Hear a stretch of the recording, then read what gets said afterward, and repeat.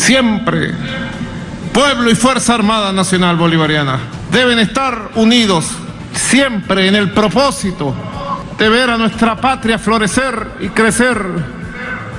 Siempre deben estar unidos en la idea de ver a nuestro país de pie, digno, haciéndose respetar en el mundo.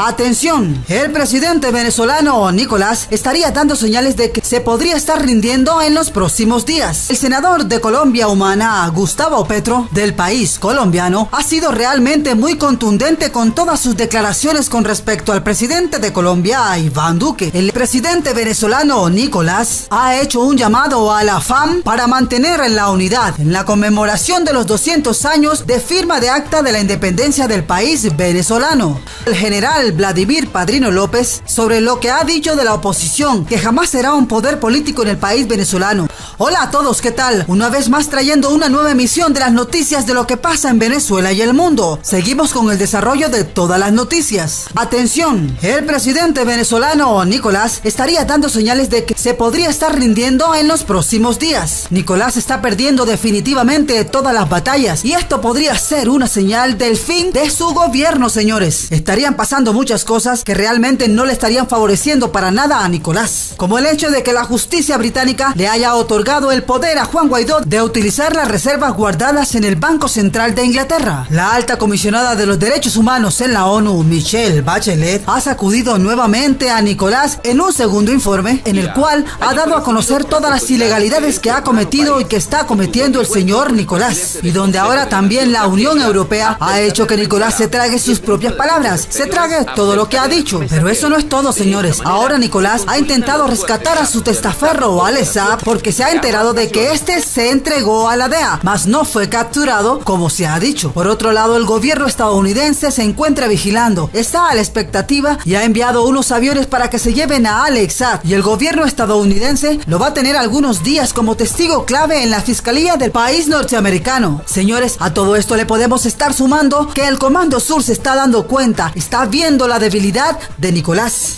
donde ahora podrían estar entrando a detener a Nicolás para que vaya a juicio por los cargos de lavado y de negocios ilícitos, señores. Es por eso que ya hay aviones que se encuentran a 5 minutos de la ciudad de Caracas, y no son aviones para detectar ni decomisar negocios ilícitos en el Caribe. Estos son aviones especiales, son aviones que solo podrían estar allí en 5 minutos para presionar a Nicolás y se dé cuenta de una vez que no puede continuar con toda esta farsa de un CNE y expropiando a partidos políticos opositores y con un tribunal de justicia ilegal y mucho menos un llamado para elecciones parlamentarias. El gobierno estadounidense se estaría preparando y en cualquier momento podríamos estar viendo a un Nicolás rendirse o simplemente, señores, escapar del país venezolano o pedir asilo en otro país, porque definitivamente Nicolás no va a soportar la presión del gobierno estadounidense que cada vez se va a ir acercando cada vez más a él. Cuando ya Nicolás vea que ya los aviones estadounidenses están pasando sobre Miraflores, cuando ya estén encima de él, ahí es cuando se va a dar cuenta de que ya tiene que irse de Venezuela, tiene que dejar el poder definitivamente e irse. Atención, señores, seguimos con otra información importante. El senador de Colombia Humana, Gustavo Petro, del país colombiano, ha sido realmente muy contundente con todas sus declaraciones con respecto al presidente de Colombia, Iván Duque. ¿Qué pasa al tener un presidente elegido sobre la base del delito? Sobre la base del delito, ningún gobierno es legítimo. No puede haber legitimidad en una democracia si su mandatario no fue elegido legítimamente. No puede haber legalidad en el gobierno de la legalidad. El ex candidato presidencial, Petro, ha dicho que Colombia Humana no reconoce al presidente elegido en Colombia y a su fórmula presidencial. Colombia Humana no reconoce la legitimidad del actual presidente de Colombia, ni la de su fórmula vicepresidencial, también hundida hasta el fango en evidentes nexos con el narcotráfico.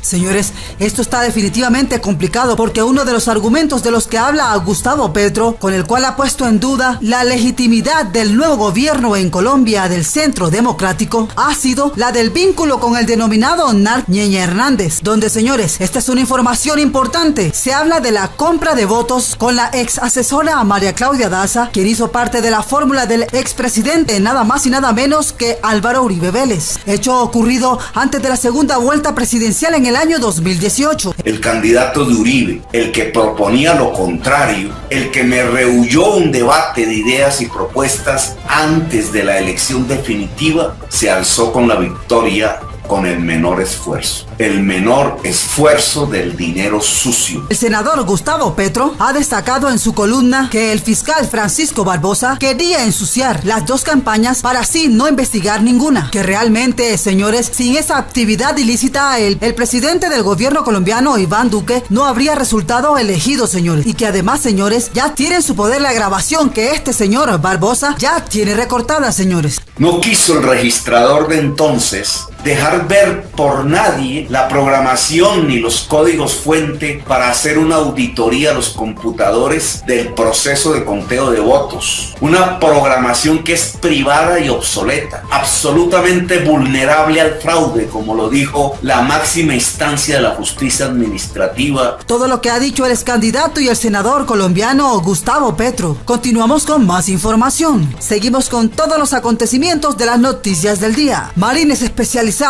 y tropas del Comando Sur se mueven a las zonas calientes de la frontera hacia Nicolás. El Comando Sur ya lo había dicho, ya lo había advertido, señores. Esta semana el capitán del Comando Sur, Craig Feller, estuvo hablando sobre las acciones que debería tomar el gobierno estadounidense en contra de la tiranía de Nicolás. Es que este señor cada día está más desesperado, haciendo lo imposible con los grupos rebeldes y los grupos del país del Medio Oriente. Soldados que han estado llegando al país venezolano, señores. Pero Nicolás, sin dinero o sin oro, sin el apoyo de ningún otro país, a este señor Nicolás lo que le queda es contar con la ayuda del país del Medio Oriente y darle a cambio todo lo que este país quiera. ¿Y qué es lo que quiere realmente el país del Medio Oriente? Lo que buscan siempre es una venganza en contra del país norteamericano. Lo que buscan es una acción que perjudique a lo que ellos llaman su enemigo, que son el país norteamericano. Y lo que tratan es seguir actuando en contra del país estadounidense, como el envío de buques con gasolina al país venezolano, lo cual no les representa a los del Medio Oriente ninguna ganancia. Simplemente a estos señores les sobra el petróleo, les sobra el tiempo, mis amigos, como para estar enviando estos buques con gasolina a Venezuela solo por molestar al país norteamericano, señores. El capitán del Comando Sur, Craig Feller, lo sabe, al igual que el Pentágono. Por lo tanto, es que un juez estadounidense ha prohibido el envío de estos buques con gasolina al país venezolano. De hecho, van a ser decomisados. ¿Y qué podría pasar? ¿Qué podría suceder con toda esta situación? Los del país del Medio Oriente podrían estar enviando estos buques escoltados, pero realmente no se cree que lo hagan, porque lo que se estaría desatando sería un conflicto con el país del norte. Y lo que quieren estos señores del Medio Oriente es estar ahí en Venezuela, controlar todo lo que pase en este país. En otras palabras, quieren es apoderarse de Venezuela, señores. ¿Ustedes qué opinan? Continuamos con más de esta información, para entonces así tener lo que tiene el gobierno estadounidense allá en el país del Medio Oriente, señores. ¿Y qué es? Son militares, ejércitos que están allá muy cerca de su país. Eso es lo que quieren hacer en Venezuela, ahora que Nicolás está a punto de caer y va a estar más vulnerable, y le va a entregar a los del Medio Oriente todo lo que quieran, todo lo que pidan. Es por eso que las tropas elite se estarían moviendo a la frontera. Ellos se estarían preparando con helicópteros especiales, de esos que evaden los radares, y que con solo una llamada desde el país norteamericano podrían activar una operación en horas, la cual sería, señores, la de ir hasta el Palacio de Miraflores en 2 helicópteros fantasmas, todo con el fin de ir a capturar a Nicolás, llevárselo al país del norte y esperar la llegada allá de su testaferro Alex Saab, y este haga que Nicolás sea condenado a prisión, al igual como sucedió con Noriega, señores. Continuamos con toda la información del momento, seguimos con más. El presidente venezolano Nicolás ha hecho un llamado a la FAM para mantener la unidad en la conmemoración de los 200 años de firma de acta de la independencia del país venezolano, donde el presidente venezolano se ha referido a la unión cívico-militar, la cual los ha hecho transitar por todo este siglo XXI, haciendo así del nombre de Venezuela digno en todo el mundo, quien representa el honor y la rebeldía de los pueblos. Siempre debemos estar unidos. La unión cívico-militar, doctrina de nuestro comandante supremo Hugo Chávez, construida y rescatada de la historia, porque fue la unión cívico-militar perfecta la que hizo posible un 5 de julio Continuamos con más de toda la información. Lo que ha dicho el presidente de Venezuela, Nicolás, en su discurso en los 209 años de firma de acta de independencia del país venezolano. Seguimos con más de toda esta información.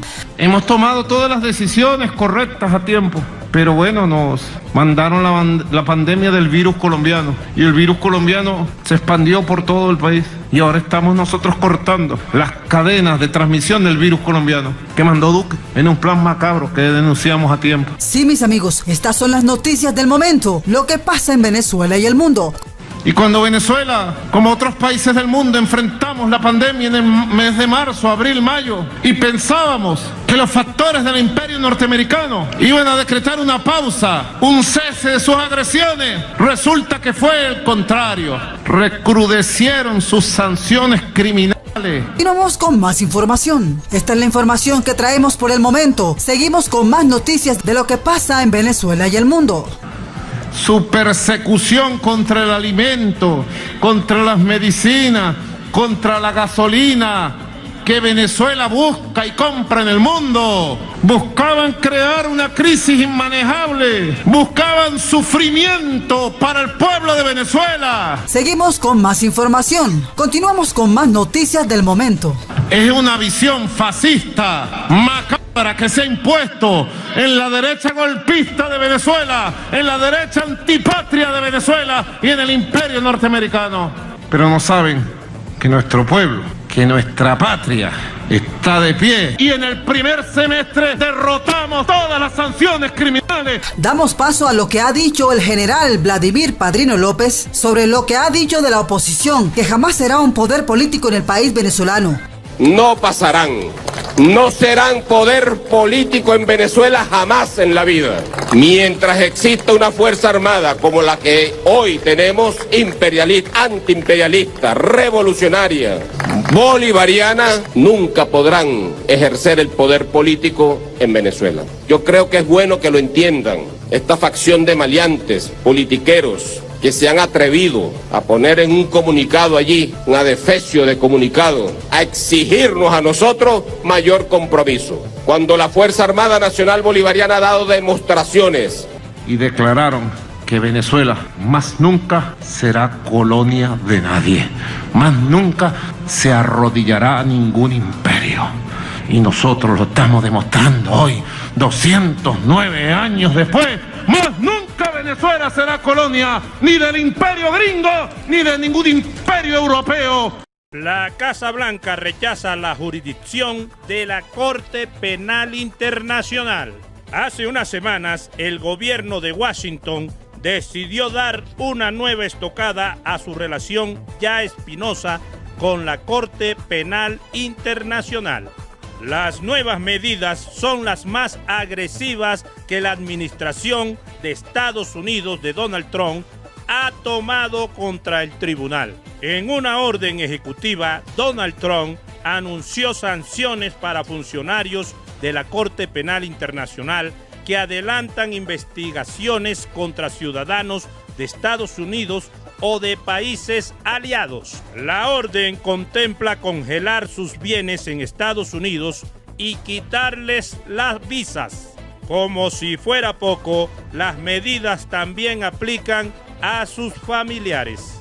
La decisión salió casi 3 meses después de que la Corte Penal Internacional dio vía libre a la fiscal Fatou Bensouda para investigar presuntos delitos cometidos por tropas de Estados Unidos y la CIA.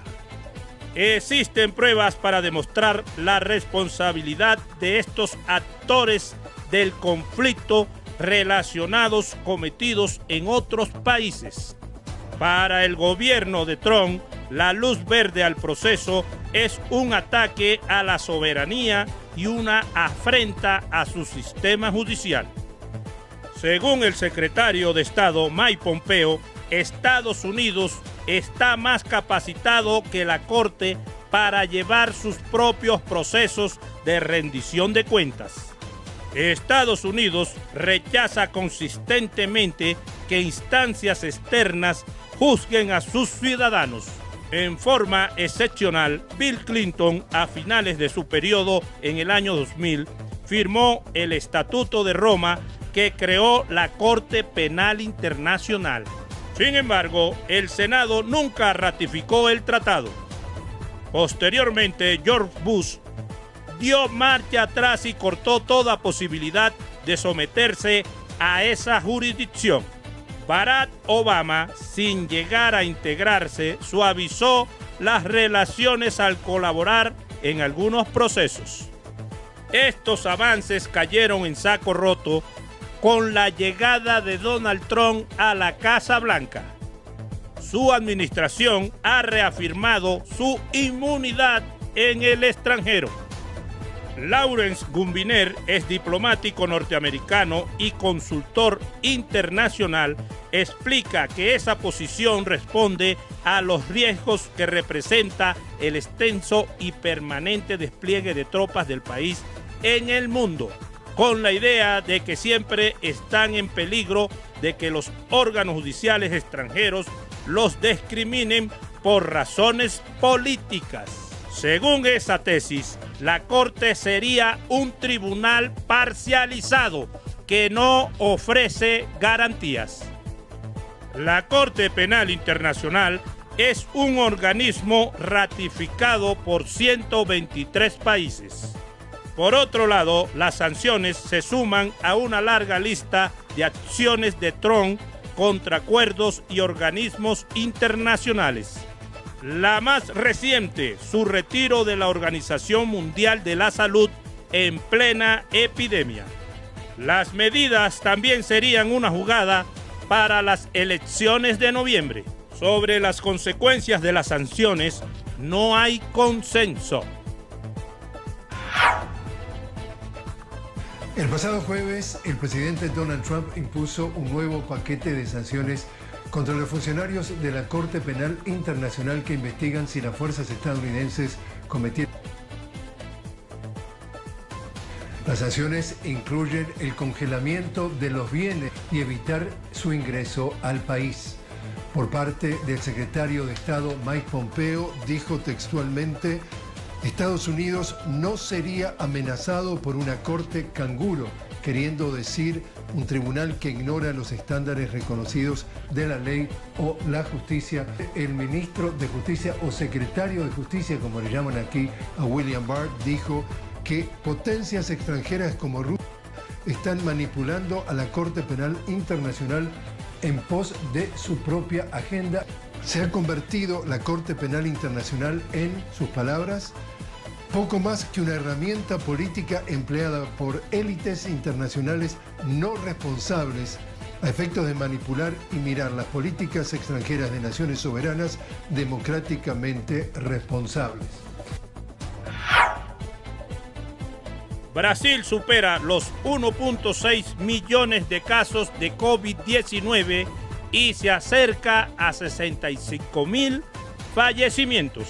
América Latina se va acercando cada vez más a Europa en cuanto a número de contagiados y fallecimientos por COVID-19, lo que indica que la región está cerca de ser uno de los nuevos focos de la epidemia del COVID-19. Brasil es uno de los focos globales de la epidemia y el segundo país con más infectados en el mundo, apenas por detrás de Estados Unidos. Brasil registró una cifra récord de más de 26.000 casos de COVID-19 y 602 fallecimientos a causa de la enfermedad en las últimas 24 horas. Con este último reporte, más de 1.6 millones de personas se han contagiado de COVID-19 en el país, de las cuales 64.867 han fallecido, según datos oficiales. No obstante, según datos de la Organización Mundial de la Salud, Brasil supera a la potencia norteamericana cuando se contabilizan apenas los óbitos de los últimos 7 días, 7.213 frente a 4.415.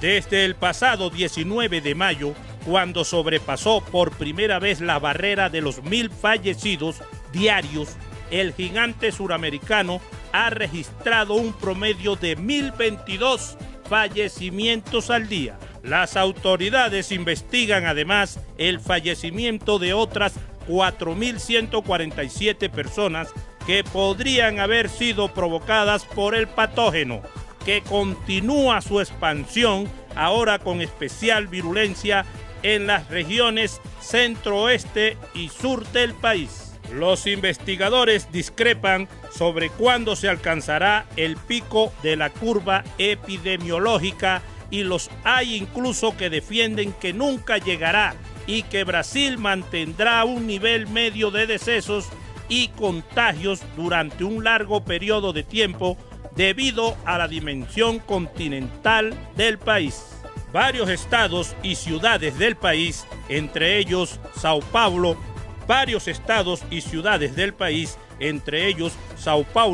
y Río de Janeiro están inmersos desde junio en un proceso de apertura de sus economías, pese a que la curva epidemiológica aún sigue en fase creciente, aunque menos acelerada. Este lunes reabrirán los bares, restaurantes y salones de belleza de la capital paulista, que ya permitió el funcionamiento del comercio de calle y los centros comerciales con restricciones. Brasil superó el viernes el 1,5 millones de casos registrados de COVID-19 y acumula más de 63.000. El balance del Ministerio de Salud reportó 1.290 nuevos decesos en 24 horas. Brasil es el epicentro de América Latina, que en total acumula más de 2.800.000 casos y más de 124.000. Los estados más afectados son Sao Paulo y Río de Janeiro. Pese a ello, los gobiernos locales decidieron abrir ciertos comercios con medidas de limpieza y distanciamiento. En dichos estados es obligatorio el uso de cubrebocas en lugares públicos por determinación de leyes locales, mientras que el presidente diluyó una ley federal sobre el uso de mascarillas en lugares públicos para enfrentarla, vetando los artículos que exigían su uso obligatorio. Uno de ellos estipulaba la obligación de usar cubrebocas en establecimientos comerciales e industriales, templos religiosos, locales de enseñanza y demás lugares cerrados. Bolsonaro alegó que ese artículo era inconstitucional porque podía justificar una posible violación de domicilio, al referirse a esos otros lugares cerrados. La Cámara de Diputados informó que ese fragmento se refería a espacios públicos y privados, accesibles al público, y no a los domicilios particulares, protegidos por la Carta Magna. Hasta ahora, el uso de mascarillas, el distanciamiento social y la limpieza son las únicas armas para disminuir los contagios del coronavirus.